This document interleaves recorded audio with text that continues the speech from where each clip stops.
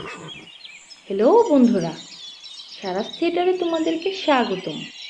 আজকের পর্বে তোমরা দেখতে পাবে কুমির আর শিয়ালের গল্প। তাহলে চলো শুরু করা যাক। সারা বেলা ছায়া খেলা।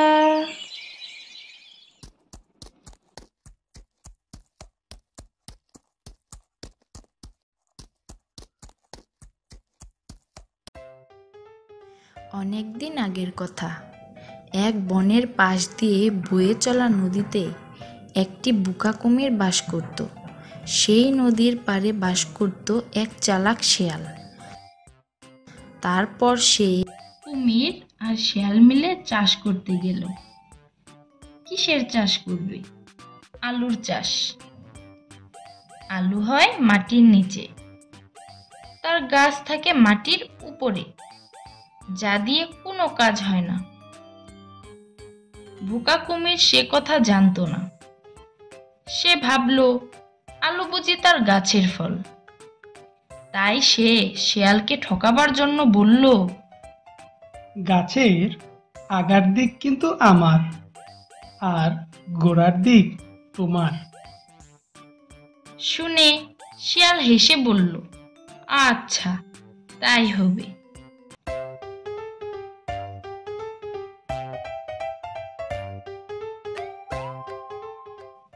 তারপর যখন আলু হলো, কুমির তখন সব গাছের আগা কেটে তার বাড়িতে নিয়ে এলো।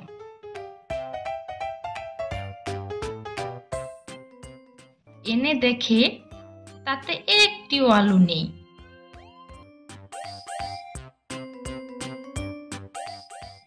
তখন সে মাঠে গিয়ে দেখলো শিয়াল মাটি খুঁড়ে সব আলু তুলে নিয়ে গেছে। কুমির ভাবলো, তাই তো, এবার বড্ড ঠকে গিয়েছি। আচ্ছা, আসছে বার দেখব।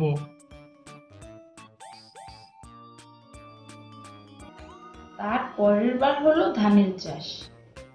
এবার কুমির মনে মনে ভেবেছে আর কিছুতেই ঠকা যাবে না।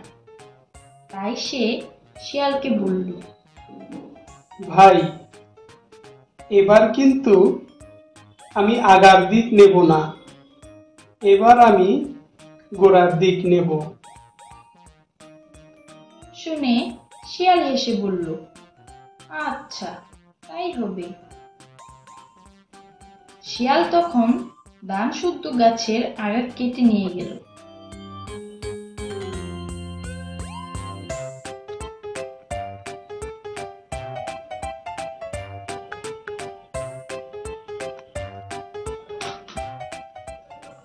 কুমির তো এবার ভারী খুশি হয়ে আছে। ভেবেছে মাটি খুঁড়ে সব ধান তুলে নেবে। হাই কপাল!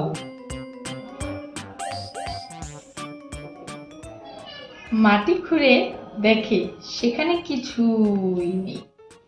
তখন কুমির তো বড্ড চটেছে আর বলছে, দাঁড়াও শিয়ালের বাছা, তোমাকে দেখাচ্ছি।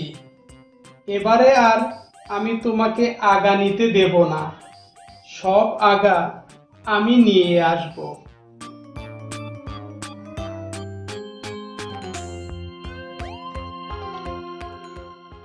তার পরের বার হলো আখের চাষ।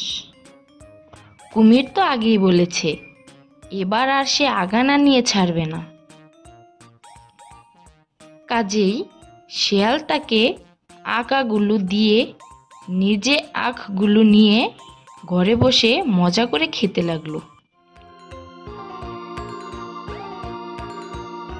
কুমির আখের আগা ঘরে এনে চিবিয়ে দেখলো খালি নোনতা, তাতে একটুও মিষ্টি নেই।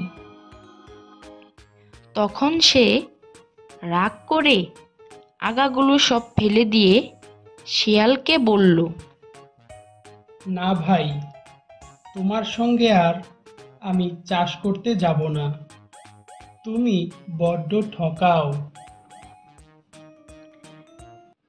বন্ধুরা, আমাদের গল্পটি যদি তোমাদের কাছে ভালো লেগে থাকে তাহলে পরবর্তী গল্প দেখার জন্য আমাদের চ্যানেলটি সাবস্ক্রাইব করে রাখো। ধন্যবাদ।